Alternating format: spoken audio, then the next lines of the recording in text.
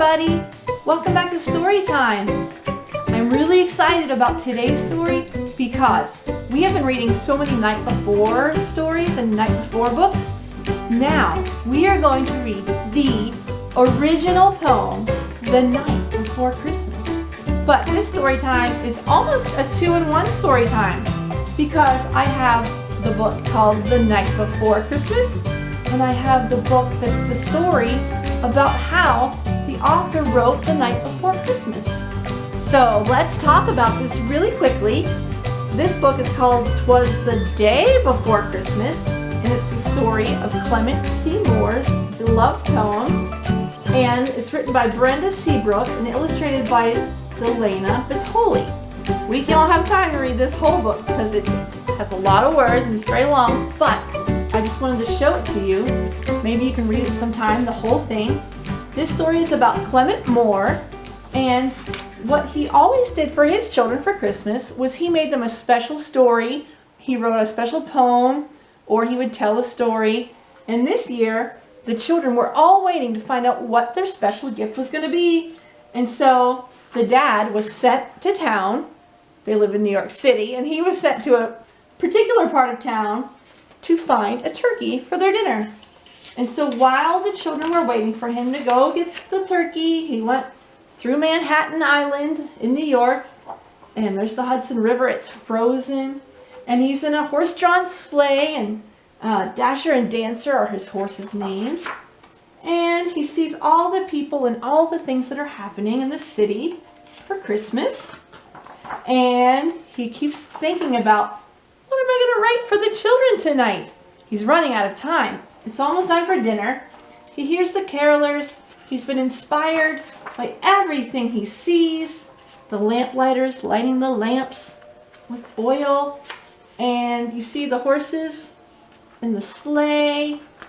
And there's a lot of words you might recognize from the poem we're about to read. So, it's Christmas Eve.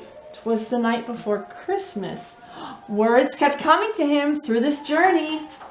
And there he goes. He comes home with the turkey. They're making dinner. While they're making dinner, he's writing and thinking about all the things he saw on his trip. And he's writing some more.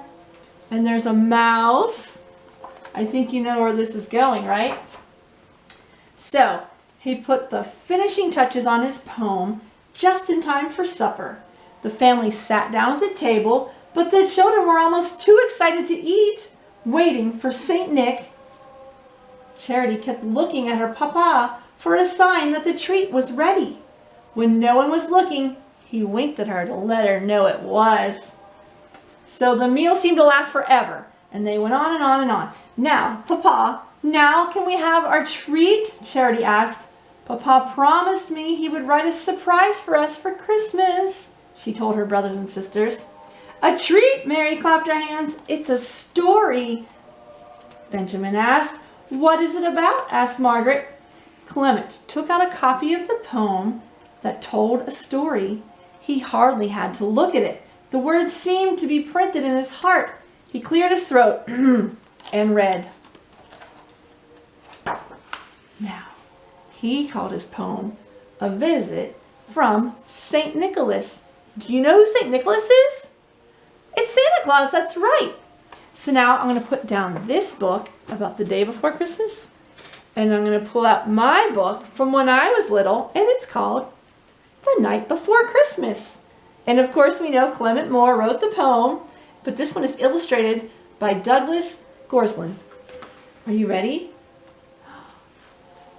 Twas the Night Before Christmas by Clement C. Moore.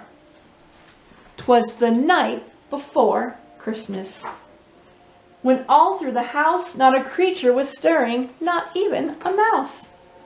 The stockings were hung by the chimney with care, in hopes that St. Nicholas soon would be there. The children were nestled all snug in their beds, while visions of sugar plums danced in their heads. Some of the treats that he saw on his trip through the city. And Mamma in her kerchief and I in my cap had just settled down for a long winter's nap, when out on the lawn there arose such a clatter. I sprang from my bed to see what was the matter. Away to the window I flew like a flash, tore open the shutters and threw up the sash. The moon on the breast of the new fallen snow gave a luster of midday to objects below. When what to my wondering eyes should appear but a miniature sleigh and 8 tiny reindeer, with a little old driver so lively and quick, I knew in a moment it must be Saint Nick. More rapid than eagles his coursers they came, and he whistled and shouted and called them by name. Do you know their names? Now Dasher, now Dancer, now Prancer and Vixen, on Comet, on Cupid, on Donner and Blitzen, to the top of the porch, to the top of the wall. Now dash away, dash away, dash away all. Did you know that Clement Moore's poem inspired Santa to name his reindeer? Dasher, Dancer, Prancer, Vixen, Comet, Cupid, and Donner and Blitzen? It's true. And this was before Rudolph was born. Back to the poem. As the dry leaves that before the wild hurricane fly, when they meet with an obstacle mount to the sky. So up to the housetop the coursers they flew, with a sleigh full of toys and St. Nicholas too.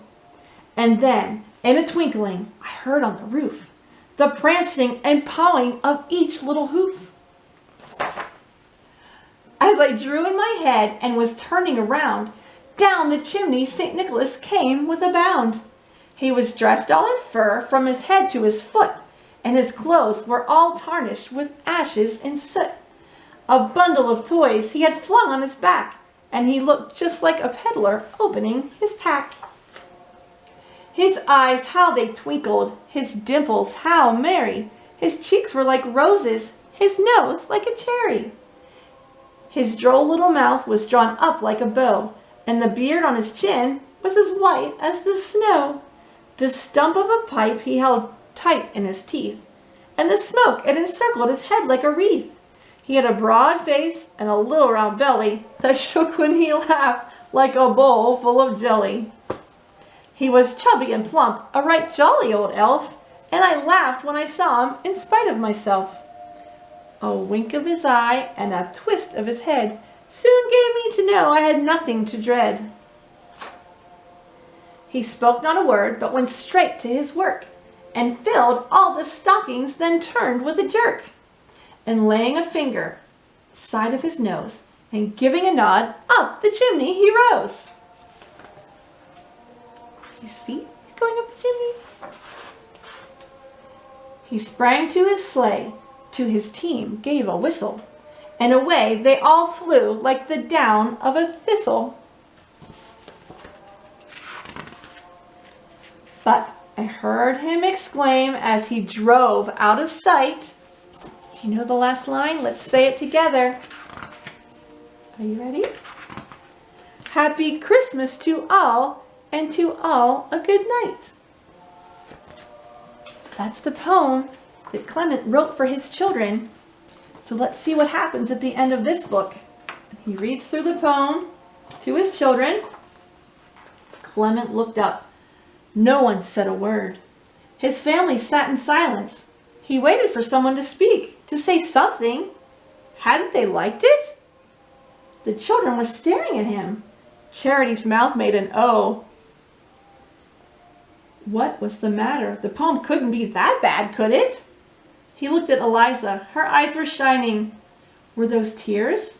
His mother's too. I think they liked the poem, don't you? The children erupted, clamoring all over him, shouting their favorite lines, the prancing and pawing of each little hoof, and his clothes were all tarnished with ashes and soot from the chimneys, Papa. He looked like a peddler, Papa, like the peddler who came last summer. Those are people who sell things in the olden days. Shubberbums, shubberbums, shouted Clement Jr. around his thumb. Read it again, Papa, they begged. So he read the poem again, and probably again and again. So they knew St. Nicholas was coming. Santa was on his way, so they had to hurry to bed. They hung their stockings, went to bed, and whispered lines from the poem. Happy Christmas to all, and to all a good night. Charity lingered behind the others. Thank you, Papa, she said, hugging him. Thank you, Papa, Clement whispered later when he was alone and thinking of his own father who had given him the happy gift of Christmas. So he was thinking about his papa too.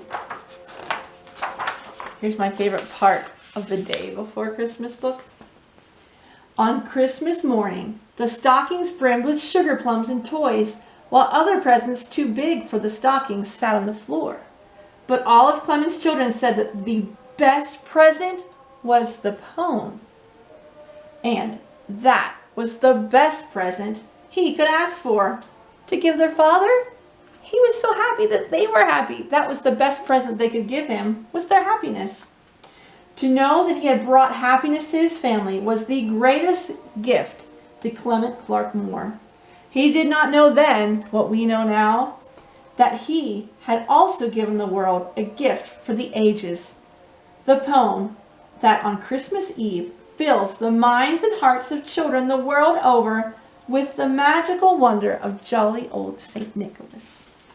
You know, my mommy still reads The Night Before Christmas to me on the phone, even when I can't see her in person like this year. I'll call her and she will read me the story. She knows it by heart, and I pretty much do too. And you probably will too by the time you're reading it to kids when you're older. So I hope that everyone will get in their pajamas and get to bed really early on Christmas Eve. And maybe someone will read to you the night before Christmas, or you could replay this video and I'll read it to you. And then in the morning, just have to wait and see what St. Nicholas, Santa Claus, has brought to you. Hopefully you've been good and he'll fill your stockings and leave presents under the tree. I hope he leaves presents under my tree. I tried to make it really pretty so he'd like it. Okay, everybody, Merry Christmas and Happy Christmas to all, and to all a good night.